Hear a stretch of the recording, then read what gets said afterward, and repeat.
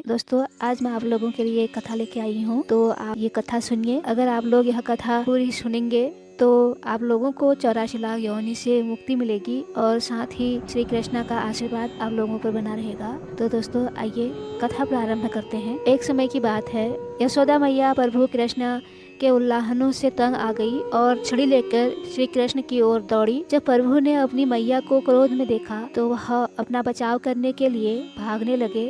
भागते भागते श्री कृष्ण एक कुम्हार के पास पहुँचे। कुम्हार तो अपने मिट्टी के घड़े बनाने में व्यस्त था, लेकिन जैसे ही कुम्हार ने श्री कृष्ण को देखा तो वह बहुत प्रसन्न हुए, क्योंकि वह जानते थे कि श्री कृष्ण ही साक्षात परमेश्वर। तब प्रभु ने कुम्हार से कहा कि कुम्हार जी, आज मैया मेरी मुझ पर बहुत क्रोधित है। मैया छड़ी लेकर मेरे पीछे आ रही है, भैया मुझे कहीं छुपा लो। तब कुम्हार ने श्री कृष्ण को एक बड़े से मटके के नीचे छिपा दिया। कुछ ही क्षणों में मैया यशोदा भी वहाँ आ गई और कुम्हार से पूछने लगी, क्यों रे कुम्हार, तूने मेरे कान्हा को कहीं देखा है क्या? कुम्हार ने कह दिया, नहीं मैया, मैंने कान्हा को कहीं नहीं देखा। श्री कृष्ण ये सब बातें बड़े से घड़े के नीचे छुपकर सुन रहे थे।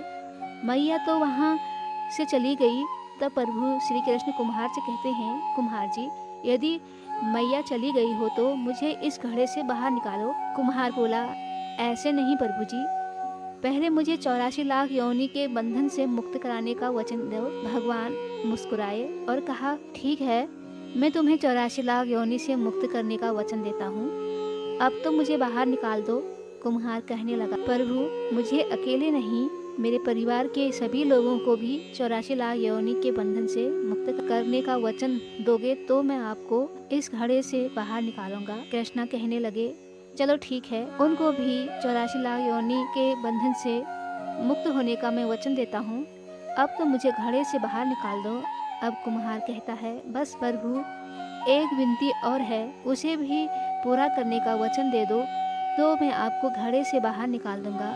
भगवान बोले, वो भी बता दें, क्या कहना चाहते हो? कुम्हार कहने लगा, प्रभु, जिस घड़े के नीचे आप छुपे हो उसकी मिट्टी मेरे बैलों के ऊपर लाद के लाई गई है। मेरे इन बैलों को भी 84 लाख योनि से मुक्त करने का वचन दो। भगवान ने कुम्हार के प्रेम पर प्रसन्न होकर उन बैलों को भी 84 लाख योनि के बंधन से मुक्त कराने का वचन दे दिया। प्रभु बोले, अब तो कुम्हार सब इच्छा पूरी हो गई, अब तो मुझे घड़े से बाहर निकाल दो। तब कुम्हार बोलने लगा, अभी नहीं प्रभु, बस एक अंतिम इच्छा और है, उसे भी पूरा कर दीजिए।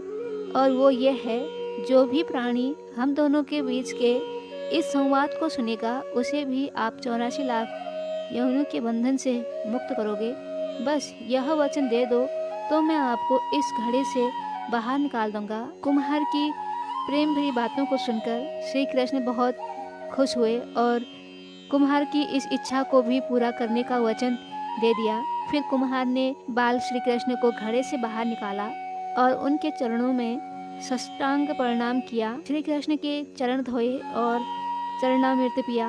अपनी पूरी झोपड़ी में चरणामृत का छिड़काव किया और श्री कृष्ण जी के गले लगकर इतना रोए कि श्री कृष्ण में ही विलीन हो गए। दोस्तों, जरा सोच कर देखिए, जो बाल कृष्ण 7 कोस लंबे चौड़े गोवर्धन पर्वत को अपनी छोटी सी उंगली पर उठा सकते हैं, तो क्या वो एक घड़ा नहीं उठा सकते थे? लेकिन बिना प्रेम रिझे नहीं नटवर नंदन किशोर, कोई कितने भी यज्ञ करे, अनुष्ठान करे, कितना भी दान करे, चाहे कितनी भी भक्ति करे, लेकिन जब तक मन में प्राणी मात्र के लिए प्रेम नहीं होगा, प्रभु श्री कृष्ण मिलन नहीं हो सकता है। जय श्री कृष्णा। राधे राधे।